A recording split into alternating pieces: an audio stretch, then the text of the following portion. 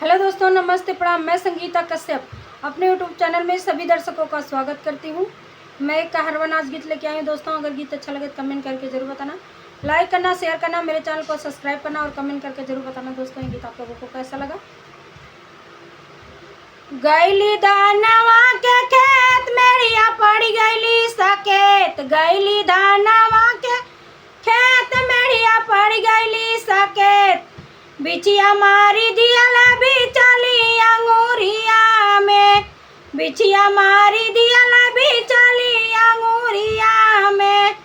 आइले पैदा झारवैया बैठे ससुर धारवैया, आइले पैदा झारवैया बैठे ससुर धारवैया। चाचा काला कह के रामई मर सजानवाना, चाचा काला कह के रामई मर सजानवाना, मर सजानवाना मर बला मुआना। चाचा काला कह के रामई मर सजानवाना, चाचा काला कह के रामई मर बला मुआना।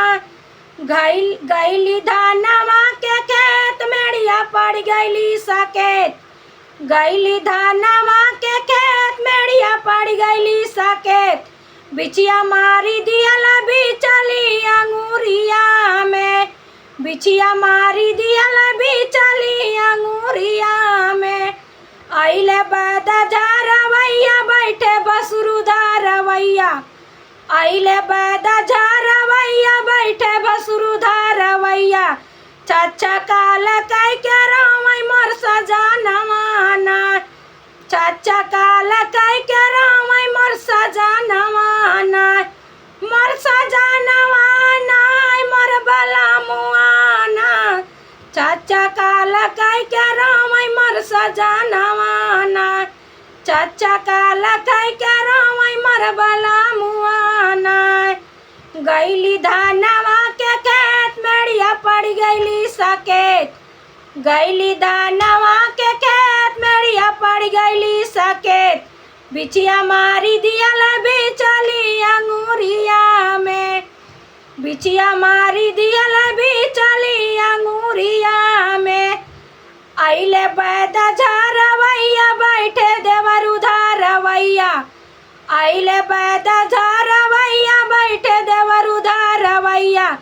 चाचा काला कह के रामई मर सजानवाना, चाचा काला कह के रामई मर सजानवाना, मर सजानवाना मर बला मुआना। चाचा काला कह के रामई मर सजानवाना, चाचा काला कह के रामई मर बला मुआना, चाचा काला कह के रामई मर सजानवाना।